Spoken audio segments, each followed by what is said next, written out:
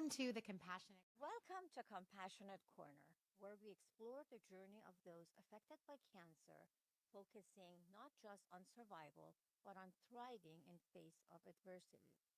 Today, we have a very special guest who truly embodies the spirit.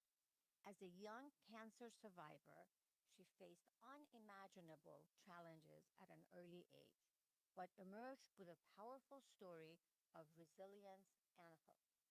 After her recovery, she took her experience and transformed them into action by founding a charity dedicated to supporting children with cancer. Join us as we delve into her inspiring journey, discovering what motivated her to create this wonderful initiative and the insights she has for others facing similar battles.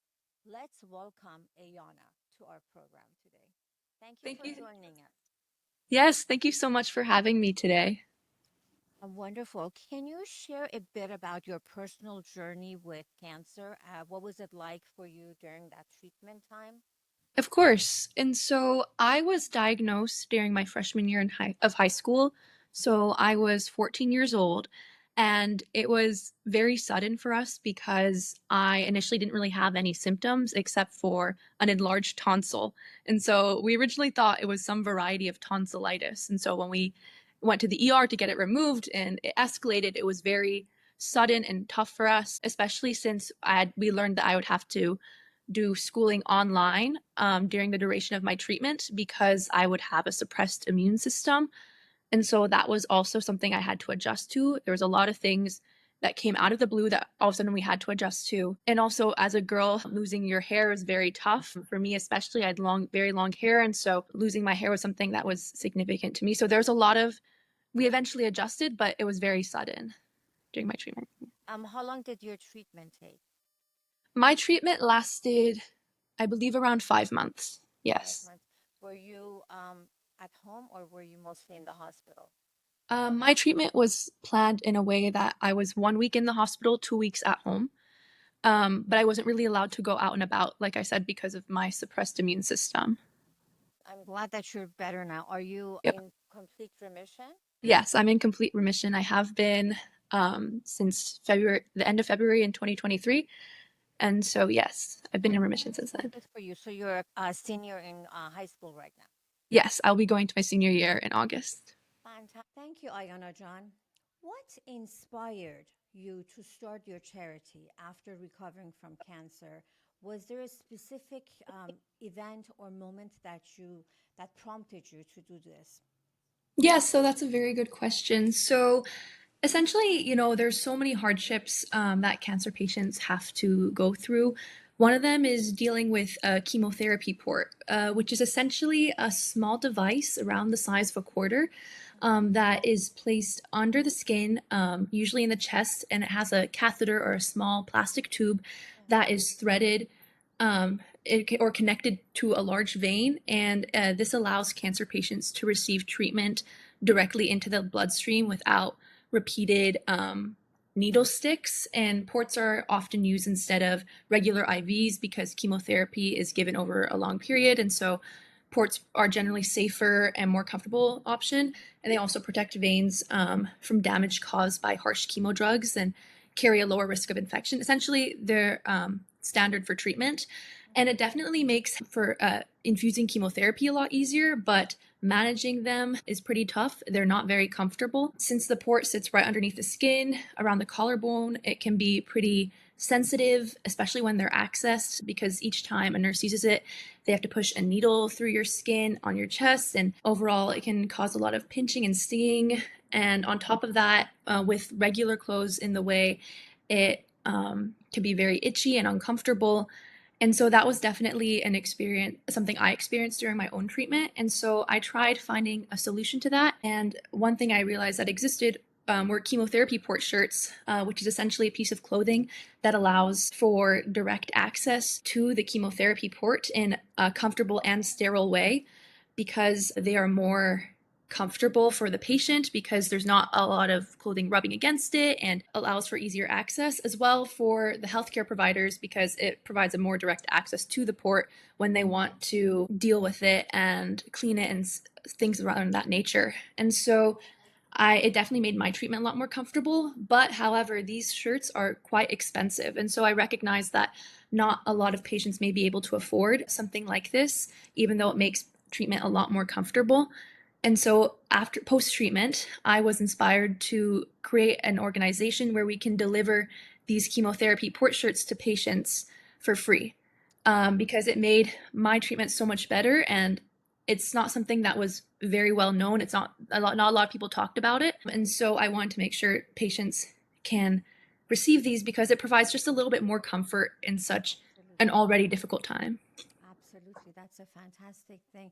And it's great that, you thought about this and you said, it's helped me. So why don't I do something to help others with it? Is it something that insurance doesn't cover? I don't believe so, no, because it's more so like a clothing item almost. So it's definitely not something we didn't even have it mentioned during my treatment. It's something we had to go look for ourselves just because it's not extremely common, I should say. More like an accessory that you can purchase to help you during the treatment. Yes, but it definitely made a huge difference during my entire treatment. I would only wear these shirts. Oh, I that's wouldn't really wear any other shirt. So it's definitely something that made my treatment so much easier, easier. I Well, should that's say. good. As someone who's never done any you never established a charity, you've never done charity work. What challenges did you overcome to do that? Because Yes. as a high school student, you go through this challenge and you come out strong, but then you want to do something, and there's of course a lot of things that make obstacles in front of you. What were some of those? Yes, so there were definitely a lot of challenges we had to overcome. One of them was definitely trying to find a provider for giving us the port shirts, Yeah. because, as I mentioned, they're quite expensive. And so we had to reach out to a lot of different organizations because we wanted to make sure that the port shirts were like the high quality ones, but also at the same time making sure that we can um, Reasonable make sure price, yeah. reasonable price exactly. And so that was a challenge. We had to we eventually created a partnership with an organization, but it took us a while to do that, as well as connecting with hospitals and trying to figure out um, which hospitals are interested for this service. And so we cold called a lot of hospitals. We reached out to our previous connections at places we were treated at. And also funding is another thing too. So also figuring out different ways to fund were definitely some challenges that we had to overcome. Overcome. How much do these shirts cost on average? On average, I would say between $40 and $50 per Oh, shirt. so, and you need multiple ones to have while you're going through treatment. Yes, ideally that would be nice, but even just one, you can reuse it, but you'd prefer to have more shirts, yes. But some patients can't even purchase one. Yeah, And so, of course, yeah. So the mission and goal of your charity is to purchase these and provide it to patients who are not able to purchase it on their own and make their treatment easier. How are some of the ways you've raised funds for this, and how did you bring awareness with the community that you were able to raise funds from? yes, definitely. We would just, we reached out to a lot of organizations and also through our personal contacts as well, just to see, we explained what this is and how it works and how it brings a lot of comfort to patients. And I think just because people recognize how much this can help, people were willing to say, hey, this is a good cause, we can contribute. And so we've been reaching out. In the future, we hope to maybe apply for grants or do things like that. But that's what we've been doing in the past. Fantastic. For those of us who are watching this and not on just voice, at the end of the program, we will give your website for anyone that has any need, or if there are any physicians that think this might be helpful for their patients, to reach out to you.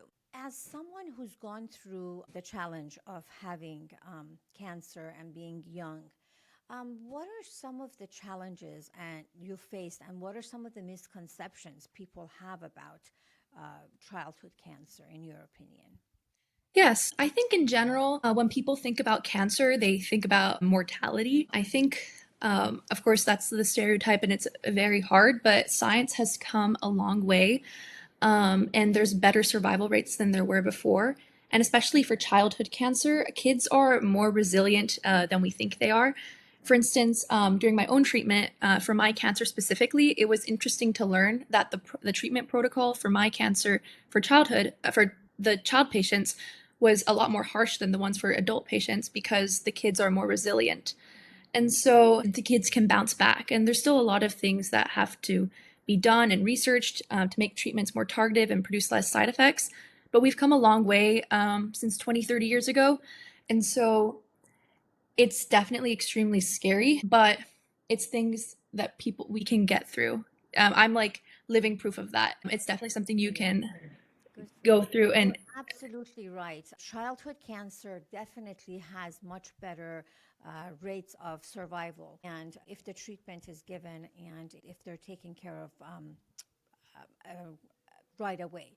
So you're absolutely right, and it's very important to have these services or to have charities that make a difference, especially like with ISCC.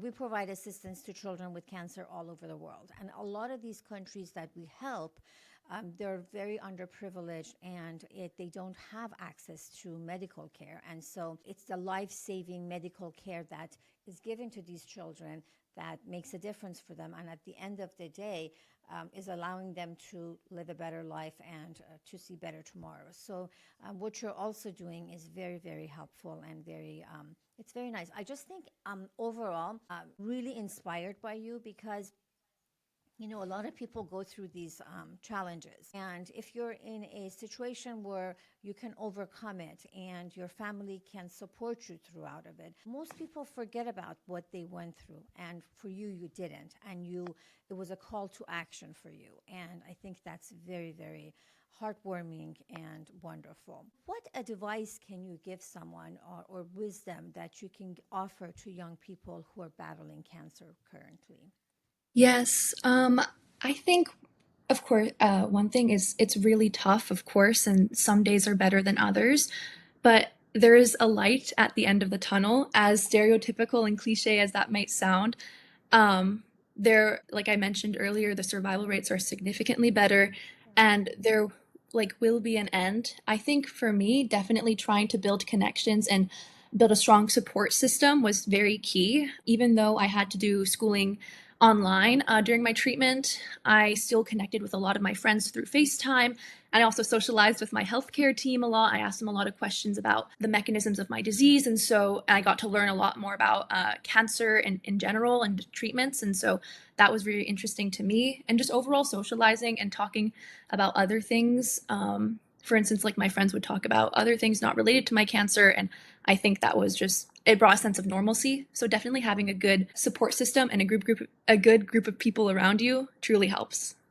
Definitely. I have a question. A lot of times, people who are facing, with family or friends, and someone has cancer, they think of it as an elephant in the room and they don't want to discuss it. In your opinion, is it beneficial to discuss it, to not necessarily give, because a lot, especially with Persians, we always love to give advice, and a lot of times we don't know where, what it should be. So, do you think it's helpful for them to address it or just not discuss it and just, talk about other things? I think it really depends on the situation. I don't think it should be something that is very stigmatized and be like, oh my goodness, you have cancer. I have to look at you differently now. Because I think that's what patients don't want to feel patronized. I know that's how I didn't want to feel like. And so you can address it if you want to, but I think reading the room is also a big thing. And just, I think talking about just act like everything is normal because even though they're going through something, they're still the same person. And Absolutely. so yes, it's there's something different, but they haven't completely changed. It's not something so crazy where you have to act so different around them. Because I think that's what also impacts a patient as well. I didn't appreciate it when someone would just treat me completely differently because I had cancer. And so I think that's one thing to keep in mind. Just really care about the person and through a way that would make them feel good. What was the duration of your treatment and illness from the day you found out until you were cancer free? I mean, I started treatment I think like a week after I was diagnosed. And so, like I said, the 5 months, it was very much, I went to the ER and they noticed a big mass and it was just very quick and sudden from my experience. Oh, good. I'm glad that it was quick and you were able to recover, and it wasn't years and years of it. Um, what advice do you give to parents? Because a lot of times parents can be overbearing, or in some cases, they're no help and they just bring more tension and drama to the scene. What's your advice for parents? I definitely think just being there for your kid. My parents were obviously super nervous and there's a lot of uncertainty, but they definitely just being there, talking to your kid. Again, just don't treat them like there's something completely different. Just really be there and just talk to them if they want to talk about anything. And also recognize if some days are harder than others, they might feel very sick. And so don't force your child to do something if they don't want to because the treatment might take a toll on them on that certain day. And so just interact with them in a way that's normal. It brings a sense of normalcy, essentially. Good. Do you have any success stories from your charity where you've delivered the shirt, or any success stories that you'd like to share with us? Yes, and so we've worked with 3 hospitals in Northern California so far and have impacted more than 200 plus patients. And we're currently reaching out to a lot of other hospitals and have current orders for more patients. And so that's really great. And we're also working with the Leukemia and Lymphoma Society to be featured as one resource for patients to receive free port shirts. I also, last week, we delivered some shirts to a local hospital and we spoke with the social worker, and they mentioned how much their patients really appreciate these shirts and how it's really made a difference. And so it was nice to hear from their perspective. And in fact, I still go for routine checkups to the oncologist every so often. And so last month I went, and in the waiting room, I saw a lot of patients wearing port shirts. When during my own treatment, I didn't notice, I was kind of the only one who would do so. And so now seeing a bunch of patients wearing it, it made me feel good. It's made me see like, oh wow, it can really make a difference. And I know it definitely made me more comfortable. So I'm hoping it made them more comfortable too. Absolutely. Anything to make the process more comfortable and less overwhelming. I know your mom, Melody, is very involved with your charity and she's the backbone of what you're doing.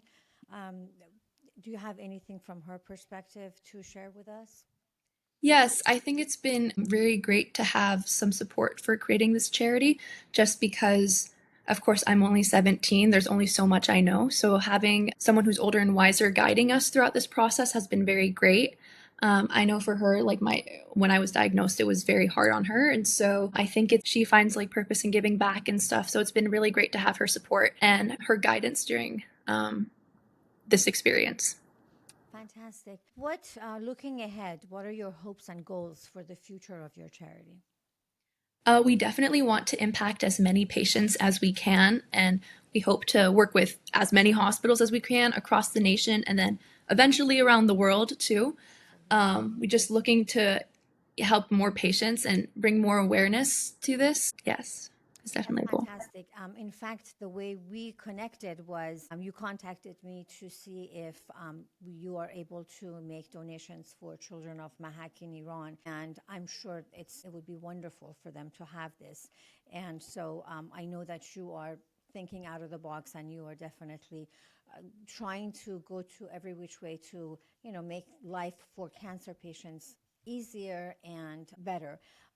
Truly, we are very, very, I personally am very honored to know you. I think you are a very inspirational young lady. And I see you will do great things in the future, not Thank you. just with your charity, but in life.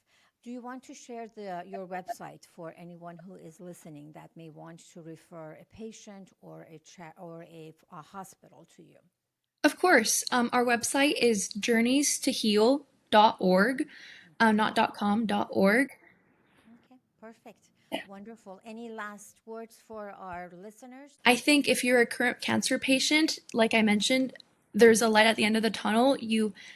You can do it. I know you can. It seems really tough. There were some tough days for me, but hang in there. And yes, and for the families and friends of cancer patients, just know that just be a good support system, and your friend who has or family who has cancer really cares about you and appreciates that you're there.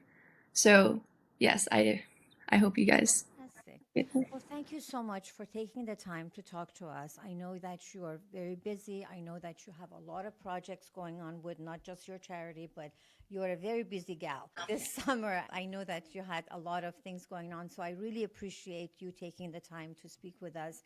And ISCC is definitely there to help you with any of the finding, connecting you with the hospitals that are in United States or overseas.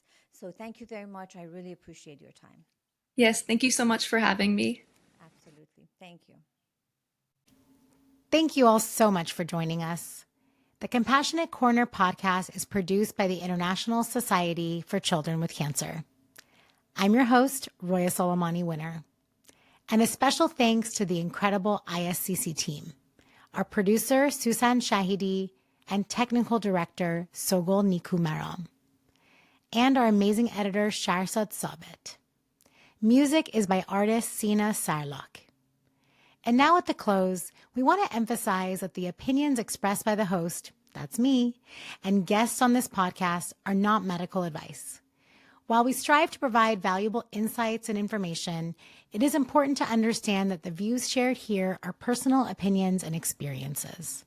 We highly recommend consulting with healthcare professionals or qualified experts for personalized advice. Thanks again for spending time with us in the Compassionate Corner. We look forward to seeing you real soon.